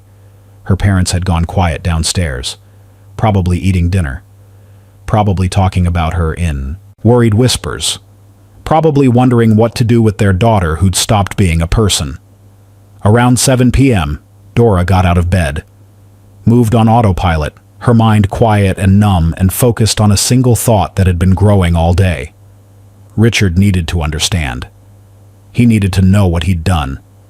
He couldn't just walk away from this without consequences, without feeling even a fraction of what Dora felt. She walked downstairs. Her parents were in the living room watching television. They looked up when she appeared, relief flooding their faces. Dora, honey, are you hungry? Pauline started to stand. I can heat up some. I'm going for a drive, Dora said. Her voice sounded flat, emotionless, like someone else was speaking through her mouth. A drive? Ernest frowned. Where are you going? Just out. I need air. Do you want me to come with you? Pauline asked. We could go together. I need to be alone. Dora walked out before they could argue, got in her car, sat in the driveway for a moment with the engine running. Then she pulled out of the driveway and drove toward the garage. Her father kept his tools and equipment in a detached garage behind the house. Dora had the code to the side door, her birthday, same as it had been for years. She punched it in and slipped inside, turning on the overhead light. The garage smelled like motor oil and sawdust. Ernest's workbench sat along one wall, covered in tools and half-finished projects. On the far wall, mounted high on a shelf, was a gray metal lockbox. Dora knew what was inside. Her father had owned the gun since before she was born. A .38 caliber revolver he'd bought for home protection and never used. He'd shown it to her once when she was 16, teaching her gun safety even though she'd never wanted to touch it. "Just in case," he'd said. "Just so you know it's here, and how to be safe around it." She remembered the combination. Her parents' anniversary. She climbed on a step stool and pulled the lockbox down, entered the code. The lock clicked open. The revolver sat in foam padding, gray metal reflecting the overhead light. Dora stared at it for a long moment. This was crossing a line. This was moving from hurt to dangerous. Some part of her, the part that was still rational, still capable of recognizing consequences, screamed at her to put it back, to walk away, to get help instead of making everything worse. But that part was buried under layers of pain and humiliation and rage, under the weight of rejection and public embarrassment, and the certainty that Richard had destroyed her life and deserved to feel some of that destruction himself. Dora picked up the gun. It was heavier than she remembered, cold and solid and real in her hand. She found the bullets in the lockbox, loaded the cylinder the way her father had shown her years ago. 6 bullets. She only needed 1. She put the gun in her purse, replaced the empty lockbox on the shelf, turned off the garage light and locked the door behind her. Got back in her car and drove toward Maple Ridge Drive. August 19th, 2024. 6:47 p.m. The sun was setting, casting long shadows across Richard's apartment complex. Dora parked 3 spaces away from Richard's car and waited. She didn't have a plan, didn't know what she was going to say or do.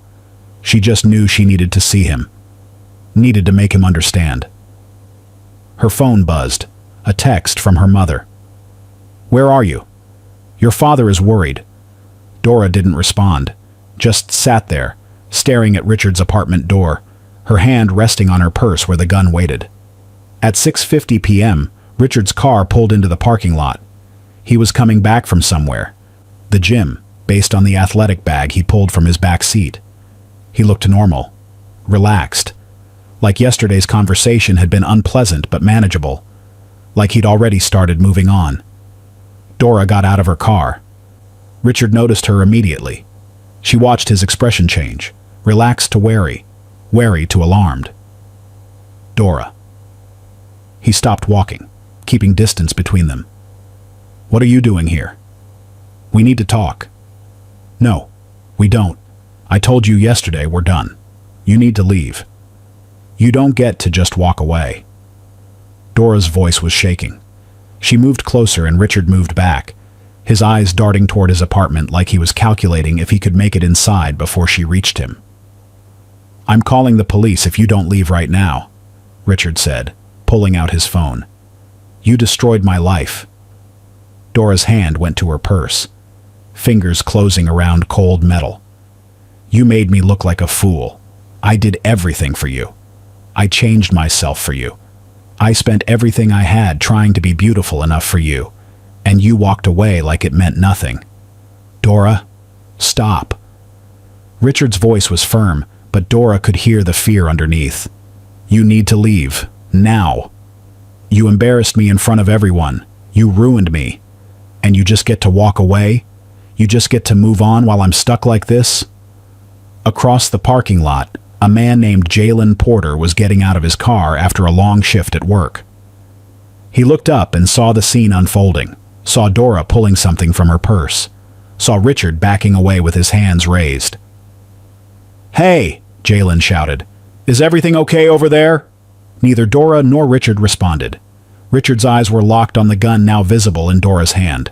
"Dora, please, put that down. You don't want to do this." "You deserve to know what this feels like," Dora said. Her voice had gone quiet, flat. "You deserve to hurt."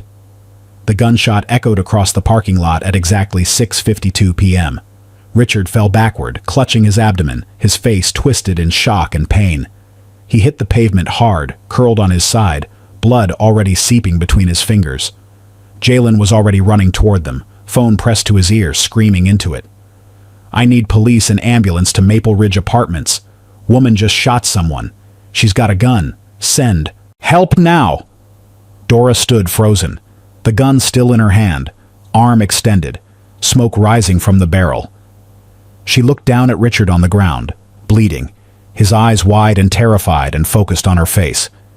For 20 seconds she just stood there, not running, not moving, just staring at what she'd done. Then the gun slipped from her fingers and clattered on the pavement, and Dora ran.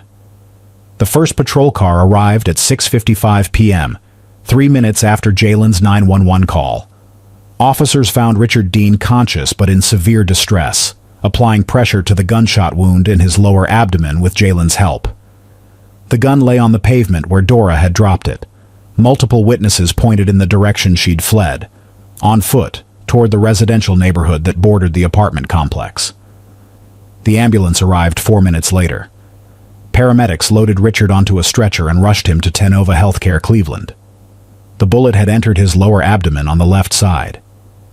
During transport, Richard remained conscious enough to give a statement. "Dora Jackson, my ex-fiancée. She shot me. I don't know why. I just wanted her to leave me alone." At the scene, Detective Yvonne Pritchard took control. 45 years old, 19 years with Cleveland PD, specializing in domestic violence cases. She'd seen situations escalate before, but this one was different. This one had witnesses, security footage, and a clear suspect who'd left the weapon behind. "Get me that gun bagged and tagged," she told the forensics team. "I want witness statements from everyone in this parking lot. And somebody pull the security footage from those cameras." She pointed at the mounted cameras covering the parking lot entrance and the building exterior. The gun was a .38 caliber revolver. 5 bullets still in the cylinder. 1 spent casing. No registration on file. Detective Pritchard ran the serial number, and it came back clean. Purchased legally 28 years ago by Ernest Jackson. At 8:14 p.m., Pritchard and 2 officers arrived at Ernest and Pauline Jackson's house. Ernest answered the door, his face already showing concern. "Officers, what's happened?" "Mr. Jackson, we need to speak with your daughter Dora. Is she here?" "She went for a drive a couple hours ago, said she needed air." "Why? What's going on?" "Can you check if she's home now, sir?" Ernest called up the stairs. No answer. Went to check Dora's room. Empty. Her car wasn't in the driveway. He returned to the officers with growing panic in his eyes. "She's not here. What happened? Is she okay?" "Mr. Jackson, do you own a .38 caliber revolver?" Ernest's face went pale. He turned without answering and walked quickly toward the garage. Pritchard and the officers followed. Ernest opened the lockbox and found it empty. He stood there staring at the foam padding where his gun should have been, his hands starting to shake. "Oh God," he said quietly. "Oh God, what did she do?" "Your daughter shot Richard Dean approximately 2 hours ago in the parking lot of his apartment complex. He's currently in surgery. Your gun was used in the shooting and left at the scene. We need to find Dora immediately." Pauline appeared in the garage doorway, having followed them. She heard Pritchard's words and her knees buckled. Ernest caught her, both of them holding each other up in the face of news they couldn't process. "She wouldn't," Pauline whispered. "She's hurt and confused, but she wouldn't." "She did, ma'am. We have multiple witnesses and security footage. Right now, we need your help finding her. Do you know where she might go?" Neither parent could answer. Their daughter had just shot someone. Their gun. Their garage. Their failure to see how bad things had gotten. Cleveland PD launched a manhunt. K-9 units deployed to track Dora's scent from the apartment complex. A helicopter with thermal imaging equipment swept the area. Local news stations broadcast her photo with the warning, "Armed and dangerous. Do not approach." Dora had fled on foot into the residential neighborhood east of Maple Ridge Drive, an area of single-family homes with backyards that connected to Urbane Ridge Trail. The trail system stretched for miles through wooded areas and abandoned industrial sites. Hundreds of places to hide. She ran without thinking, adrenaline and shock pushing her forward even as her lungs burned and her legs threatened to give out. She had no plan, no destination. Just the desperate animal instinct to run from what she'd done. Eventually, she found herself on Industrial Park Drive, a stretch of road lined with old warehouses and storage facilities. Most were still in use, but one, a former textile manufacturing building, had been abandoned for years. Broken windows, rusted gates, no trespassing signs that had faded until they were barely readable.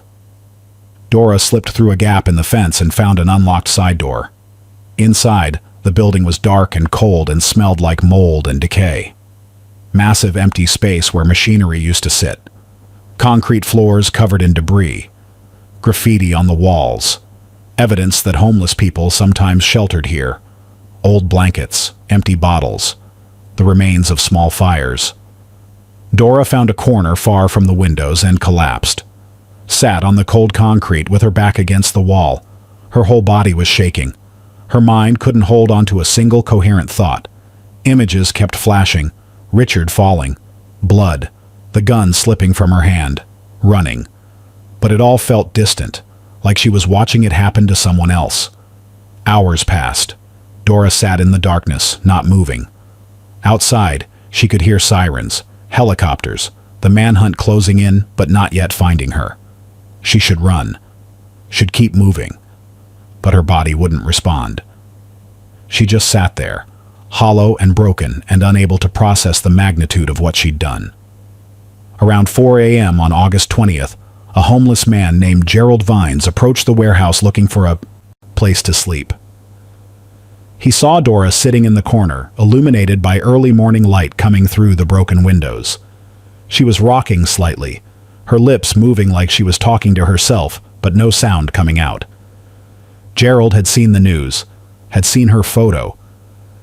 He backed out of the warehouse quietly and called the anonymous tip line from a payphone 2 blocks away. At 4:37 a.m., SWAT teams surrounded the warehouse. Detective Pritchard arrived with crisis negotiators, prepared for a potential hostage situation or armed standoff. They entered carefully, clearing room by room, until they found Dora exactly where Gerald had left her. She didn't resist, didn't run, didn't even acknowledge their presence initially. Just sat there, staring at nothing, rocking slightly. "Dora Jackson," Pritchard said, approaching slowly with her weapon holstered. "I'm Detective Pritchard with Cleveland PD. We need you to stand up and put your hands behind your back." Dora's eyes moved to look at Pritchard, but there was no recognition in them. No comprehension. She looked like someone who'd left their body and was watching from somewhere far away. "Dora? Can you hear me?" "I didn't mean to," Dora whispered. Her voice was hoarse, broken. "He ruined me. I didn't mean to." Pritchard knelt down slowly, making eye contact. "Can you stand up for me? I need you to come with us." "I didn't mean to," Dora repeated. "He ruined me. He embarrassed me. I didn't mean to." She kept saying it, over and over, even as officers helped her to her feet and placed her in handcuffs. Even as they led her out of the warehouse and into a waiting patrol car. Even during the drive to the station, the same 3 sentences on repeat like a broken record. "I didn't mean to. He ruined me. I didn't mean to." The body camera footage would later show a woman completely dissociated from reality, eyes unfocused, movements mechanical, repeating the same phrases without variation or emotion. Officers recognized immediately that something was severely wrong beyond just the crime itself. This wasn't someone who was trying to evade responsibility. This was someone who'd experienced a complete psychological break. At the station, Pritchard ordered an immediate psychiatric evaluation before any interrogation. Dora was placed in a holding cell under suicide watch. A crisis counselor stayed with her. Dora sat on the bench and continued rocking, continued repeating her 3 sentences, unable to engage with reality. The question wasn't whether Dora had shot Richard Dean. The evidence was overwhelming. Multiple witnesses, security footage, the gun. Her own parents confirming the weapon was theirs. The question was whether Dora had been in her right mind when she pulled the trigger. Whether she'd understood what she was doing. Whether she could be held fully accountable for actions taken during what appeared to be a severe mental health crisis. Because the woman sitting in that holding cell didn't look like someone who'd committed attempted murder. She looked like someone who'd shattered into pieces that might never fit back together. Before moving on, a quick thank you to everyone watching and supporting this channel. Your presence truly keeps it alive. This community continues to grow because of people who believe in real, meaningful storytelling. Becoming a channel member unlocks exclusive extras, behind-the-scenes content, and directly helps us bring more powerful true stories to light. Your support makes a real difference, and we'd love to know who's here. Drop a comment below and tell us where you're watching from. If you're still tuned in right now, write "I'm still here" in the comments. Let's see who's watching till the end. Don't forget to like this video too.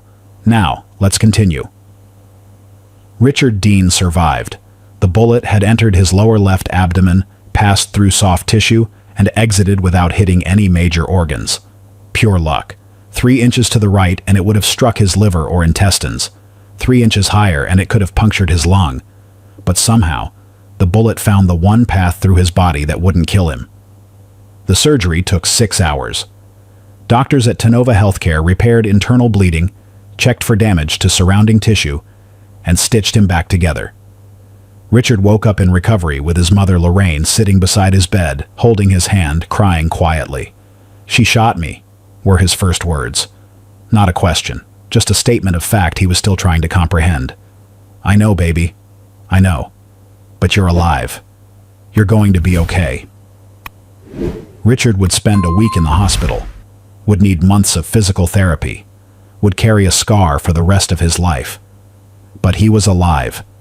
And that fact, that Dora hadn't succeeded in killing him, would be crucial in determining what charges she'd face. Detective Pritchard built her case methodically. Security footage from the apartment complex showed Dora arriving at 6:47 p.m. and waiting by Richard's car. Showed Richard returning from the gym. Showed the confrontation, the shooting, Dora standing over him, then fleeing. Witness testimony from Jalen Porter provided audio details the cameras couldn't capture. She said he destroyed her life, said he made her look like a fool, said she did everything for him. Then she pulled out the gun and shot him. Text message records told a broader story. Months of messages between Dora, Christiana, and Betty discussing cosmetic procedures, recommendations for Dr. Brewster's clinic. Messages encouraging Dora to level up. And in the final days before the shooting, desperate messages from Dora that went unanswered. "He ruined me. He embarrassed me in front of everyone. He deserves to know what that feels like." The investigation expanded to Dr. Calvin Brewster. Perfect You. Medical Spa had been operating in a gray area of Tennessee law for 2 years. Brewster held an online certification in cosmetic procedures but had never attended medical school, had never completed a residency, had never worked under supervision of a licensed surgeon. When investigators interviewed him on August 21st, Brewster was defensive. "I provided the services Dora Jackson requested. She signed all the waivers. She knew the risks." "Did she?" Pritchard asked, sliding copies of the waivers across the table. "Because these forms say patients should wait at least 3 months before major life events. You performed surgery 12 days before her wedding. She insisted, said it was urgent. You injected 40% more filler than recommended guidelines suggest. Your own medical records show that." Brewster shifted uncomfortably. "She wanted dramatic results. I gave her what she asked for. You gave her a disfigurement that contributed to a mental breakdown that ended with her shooting someone. Did you do any psychological screening before the procedures? That's not required for cosmetic. It should have been." The Tennessee Board of Medical Examiners launched an emergency review of Brewster's license. They discovered he'd been operating on a technicality. Cosmetic procedures didn't require a medical license if classified as aesthetic enhancements rather than medical treatments. But the volume and nature of his procedures crossed that line repeatedly. On August 25th, Perfect You Medical Spa was shut down. Brewster's certification was revoked. He would later face civil penalties totaling $150,000 but no criminal charges. No jail time, just a fine and a ban from practicing in Tennessee. Investigators also questioned Christiana Moore and Betty Lawson. Both denied responsibility. Christiana sat in the interview room with her arms crossed. "We were just trying to help her feel confident. We didn't tell her to go get surgery. That was her choice." "You sent her the clinic's information," Pritchard said. "You encouraged her to do whatever it takes. Those are your words." I meant like, get a facial or something, not surgery. And we definitely didn't tell her to shoot anyone. Betty refused to comment beyond confirming she knew Dora. Her lawyer advised her to say nothing else. After the interview, Betty deleted all her social media accounts and moved to a different city. Neither woman was charged. They hadn't performed surgery, hadn't provided the gun, hadn't told Dora to shoot Richard. They'd just whispered poison and then disappeared when it bloomed. Dora's psychiatric evaluation took 3 days. Dr. Helena Marsh, a forensic psychiatrist with 30 years of experience, interviewed Dora extensively, reviewed her medical history, spoke with her parents, read through the evidence. Her diagnosis was detailed and disturbing. Major depressive disorder, body dysmorphic disorder, and at the time of the shooting, an acute psychotic episode characterized by dissociation and loss of contact with reality. Dora Jackson was not in her right mind when she pulled that trigger. Dr. Marsh wrote in her report, she was experiencing a complete psychological break triggered by prolonged emotional trauma, public humiliation, and the rejection of her core identity. In that moment, she was incapable of rational thought or understanding the consequences of her actions. But the prosecution had their own expert. Dr. Raymond Cole reviewed the same evidence and reached a different conclusion. Dora Jackson took her father's gun, loaded it, drove to Richard Dean's apartment, waited for him to arrive. Those are not the actions of someone experiencing a psychotic break. Those are premeditated steps that demonstrate intent and understanding of consequences. The debate began immediately. Was Dora a woman pushed beyond her breaking point by negligent medical care, toxic friendships, and societal pressure? Or was she someone who made a series of bad choices and then tried to use mental illness as an excuse for attempted murder? The answer, like most things in this case, wasn't simple. It was probably both. Dora was clearly suffering from severe mental health issues that were left untreated for years. But she'd also made conscious decisions that led to the shooting. Decisions that, even in her deteriorated mental state, carried legal consequences. What remained undeniable was that multiple people had failed Dora Jackson. Dr. Brewster had performed dangerous procedures without proper credentials. Christiana and Betty had fed her insecurities for years. Richard had, according to Dora's fractured logic, humiliated her publicly. And Dora herself had refused to see that the problem wasn't her appearance, but the way she'd been taught to value herself. All of those failures had converged in a parking lot on August 19th, had resulted in a gunshot, had destroyed 2 lives in different ways, and now the legal system would have to decide who was responsible and what justice looked like. December 2024, Bradley County Courthouse. 4 months after the shooting, Dora Jackson's trial began. The charges were serious: attempted first-degree murder and aggravated assault with a deadly weapon. If convicted on all counts, she faced up to 40 years in prison. The courtroom was packed. Media crews, true crime followers, locals who'd watched the story unfold. Dora's parents sat in the front row behind the defense table, looking like they'd aged 10 years in 4 months. Assistant District Attorney Regina Moss presented the prosecution's case with precision. This was not a crime of passion or temporary insanity. This was a planned, deliberate act of violence against an innocent man whose only crime was refusing to marry someone who'd lied to him. The security footage played on screens throughout the courtroom. Dora waiting, confronting Richard, pulling the gun, shooting, standing over him. The jury watched in silence. Mental illness does not absolve you of shooting another human being, Moss continued. Dora Jackson had options. She could have sought therapy. She could have talked to her family. She could have walked away and rebuilt her life. Instead, she chose violence. She chose to take a gun, wait for Richard Dean, and pull the trigger. That's attempted murder. That's what we're here to prove. Public defender Colin Hartley presented a different narrative. Dora Jackson is a victim of an unlicensed surgeon who mutilated her face, a victim of toxic friendships that destroyed her self-worth, a victim of a society that tells women they're never enough unless they're physically perfect.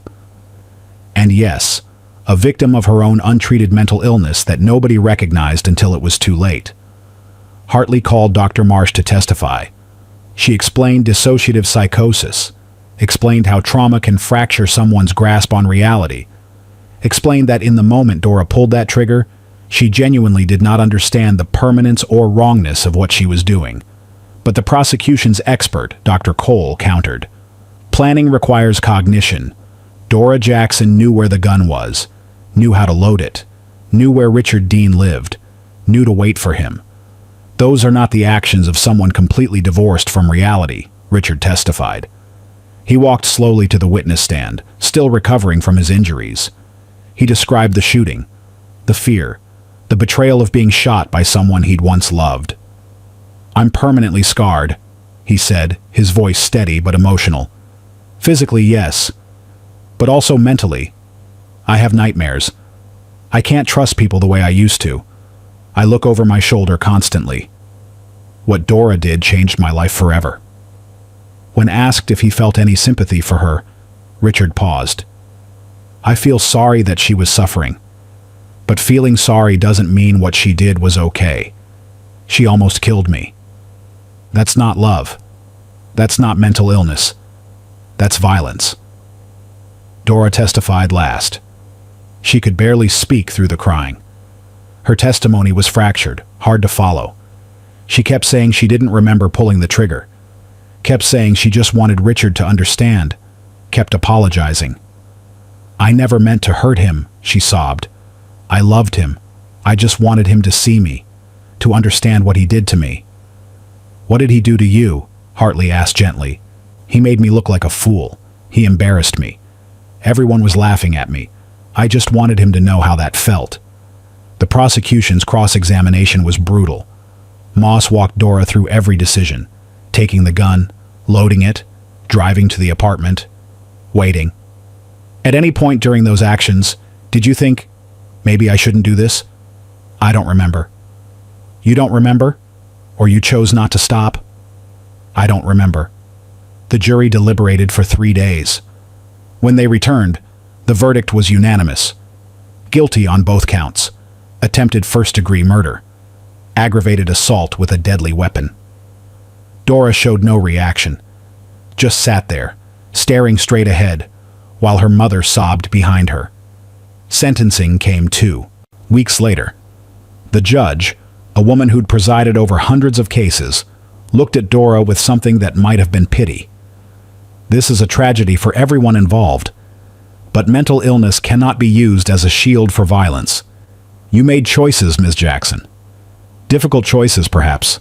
Choices influenced by suffering, certainly, but choices nonetheless. And choices have consequences. 22 years in prison. Eligible for parole after 15. Dora was led out of the courtroom in handcuffs. Ernest and Pauline watched their daughter disappear through the door, knowing they wouldn't see her outside prison walls for at least 15 years. The jury believed Dora knew what she was doing. The mental health experts disagreed. The public remained split. But the legal system had spoken. Dora Jackson was guilty. And justice, whatever that meant, had been served. Today, Richard Dean lives in a different state, under a name he legally changed 6 months after the shooting. He declined all interview requests. He's moved on as much as someone can move on from being shot by the person they almost married. The scar remains, both the physical one on his abdomen and the invisible ones that make it hard to trust anyone who says they love him. Dora Jackson is 32 years old now. She's serving her sentence at the Tennessee prison for women. Her lips have returned to near-normal appearance after multiple corrective surgeries paid for by the malpractice settlement from Dr. Brewster's insurance company. The external damage has been repaired, but the internal scars, the ones that drove her to that parking lot, those may never heal. She writes letters to her parents. They visit once a month. They say she's finally starting to understand what she did, that she's getting treatment, taking medication, attending therapy groups. Some days are better than others. Some days Dora is lucid and remorseful, and can see clearly how her choices destroyed lives. Other days she still asks her mother, "Do you think Richard would take me back if I looked like I used to?" Those are the days that break Pauline's heart all over again. Dr. Calvin Brewster was fined $150,000 and permanently banned from practicing any form of medicine in Tennessee. His clinic is closed. But how many other women did he disfigure before Dora? How many walked out of his office with complications they were too ashamed to report?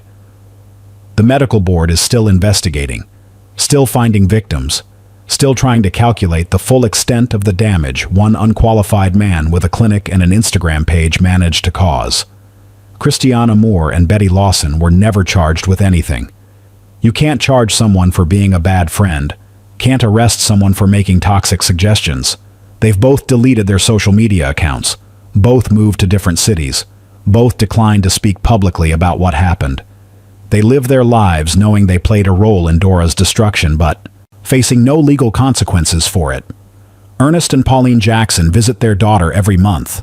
They've aged dramatically. Ernest retired early from the manufacturing plant because the stress of having a daughter in prison was affecting his health. Pauline goes to therapy twice a week, trying to process the guilt of not recognizing how sick Dora had become, trying to forgive herself for keeping that gun in the garage, for not noticing it was missing until it was too late. This case forces us to ask uncomfortable questions. When does insecurity become dangerous? At what point does the pressure to be beautiful cross from influence into violence? How much responsibility do friends bear when they push someone toward self-destruction? Can a moment of rejection ever justify pulling a trigger? And most disturbingly, in a world that constantly tells women they're not beautiful enough, smart enough, thin enough, perfect enough, how many other Doras are out there? One bad decision away from tragedy, one rejection away from violence, one cosmetic procedure away from complete mental collapse? The answers aren't simple. They never are. Mental illness is real. Trauma is real. The pressure women face is real. But so is personal responsibility.